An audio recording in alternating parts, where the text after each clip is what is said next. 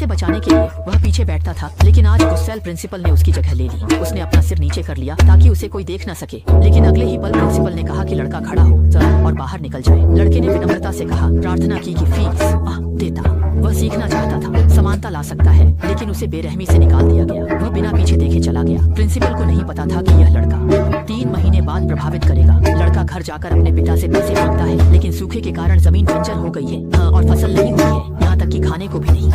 अगली बार काम के लिए पैसे नहीं मिलने पर अज्जा ने खुद ही कुछ करने का सोचा। उसने सोचा कि वह शिक्षक की साइकिल की लाइट निकालकर पैसे कमा सकता है। उसने अनजाने में पाया कि अगर साइकिल के पहिए के पास लगे डायनेमो को घुमाया जाए तो लाइट की चमक धीरे धीरे बढ़ जाती है और पहिए की लाइट भी बुझ जाती है। इस खोज से अज्जा बहुत खुश हुआ, क्योंकि वह हमेशा सोचता था कि केवल बैटरी से ही बिजली मिल सकती है। अब उसकी योजना को बचाने का रास्ता मिल गया था। इसलिए अज्जा ने स्कूल की लाइब्रेरी से ऊर्जा उपयोग की एक किताब चुराई। उसकी आंखों में अचानक उम्मीद की किरणें चमक उठी, लेकिन इससे पहले कि वह सब कुछ समझ पाता, उसके घर में मुसीबत आ गई।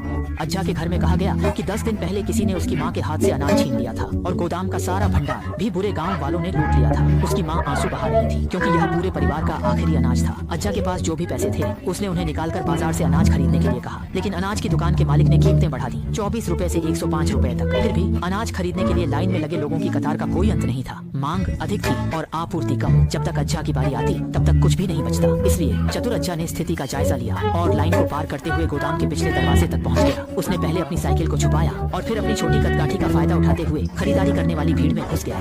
आखिरी क्षण आसी में अज्जा ने आखिरकार एक बोरी खरीद ली, जो जीवन रक्षक साबित हुई। रात में उसके पिता और बचे हुए पैसे के साथ वे फिर भी निराश थे, क्योंकि अगली फसल के लिए कम से कम 6 महीने का इंतजार करना होगा। पिता ने कहा कि अब से पूरा परिवार हर दिन केवल एक बार खाना खा सकेगा। ये सुनकर उसकी बहन गुस्से में दरवाजा पटककर बाहर चली गई। वह इस सच्चाई को स्वीकार नहीं करना चाहती थी कि हालात ऐसे क्यों हो गए, लेकिन जब उसकी माँ ने उसे बाहर बुलाया तो उसने उसे जोर से थप्पड़ मारा। अब पूरे परिवार को एकजुट रहना होगा ताकि वे इस कठिन समय को पार कर सके। फिर घर के अंदर अज्जा को एक उपाय सूझा। रात में वह अपनी बहन के कमरे में गया और कहा कि वह उसे भूखा नहीं रहने देगा, लेकिन इसके लिए उसे अपने बहनोई की साइकिल पर लगे जनरेटर की जरूरत होगी। उसके जाने के बाद उसकी बहन ने बहुत देर तक सोचा। अगले दिन वह अपने प्रेमी के साथ घर छोड़ गई, लेकिन उसने एक उपहार छोड़ दिया, जो कि शादी के लिए दिया गया जनरेटर था। इस बिजली की उम्मीद में उन्हें मुर्गियों को हराने की ताकत थी। उसने गांव के एक छोटे लड़के को बुलाया। पहले उन्होंने पुरानी पानी की पाइप को आग से काटकर पंखे की एक पट्टी बनाई। फिर उन्होंने रेडियो से मोटर को अलग किया। किताब में दिए गए निर्देशों के अनुसार उन्होंने जनरेटर और पंखे को एक साथ जोड़ा। फिर उन्होंने रेडियो के सकारात्मक और नकारात्मक तारों को जोड़ा।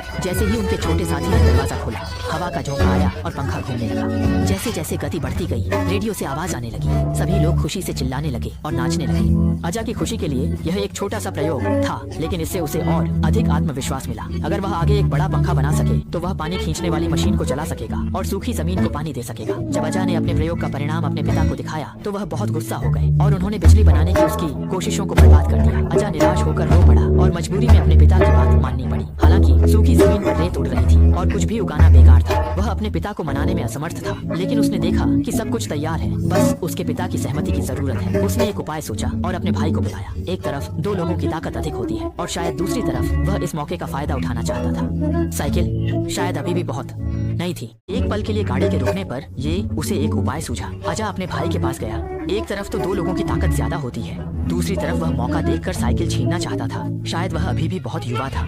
उसका प्रभाव इतना बड़ा था कि उसने न केवल उन्हें डरा दिया बल्कि अपने भाइयों को भी पीट दिया। कौन जानता था कि जब वह हार मानने की तैयारी कर रहा था, उसके पिता साइकिल लेकर एक नायक की तरह आए। यह सब उसकी माँ के कहने पर हुआ। अगर गौम से पार नहीं पाया जा सकता तो मरने का इंतजार करने से बेहतर है कि एक बार कोशिश की जाए। अज्जा पर विश्वास करते हुए माता पिता के समर्थन में अज्जा ने साइकिल को बड़े कवर के पास ले जाकर रात भर जागकर जहाज को ठीक किया और गाँव के लोग भी पास के आह्वान पर मदद करने आए। फिर उन्होंने जनरेटर को पानी के पुलिस स्टेशन के पास रखा और धीरे धीरे पानी में पंप डाल दिया। फिर खुद ही बड़े पवन चक्की को स्टैंड के ऊपर लगाया। अज्जा ने ध्यानपूर्वक बिजली के तारों को जोड़ा और पंखा घूमने लगा। जनरेटर भी थोड़ी अस्थिरता के साथ सामान्य रूप से चलने लगा। अज्जा ऊंचे स्टैंड पर खड़ा होकर यह सब देख रहा था। उसे पूरा विश्वास था कि वह यह कर सकता है, लेकिन पानी के पंप से पानी नहीं निकला, जिससे सभी लोग थोड़े चिंतित हो गए।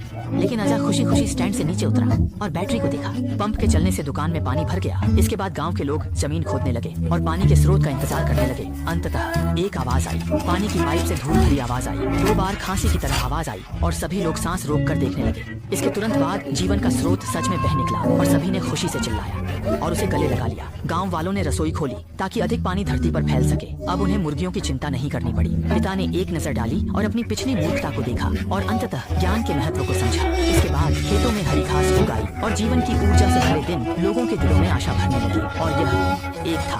असल में आहा ने स्नातकोत्तर में प्रवेश लिया और कई बार मान्यता नहीं मिलती, पर खुद पर विश्वास करें, विश्वास ही सत्य है।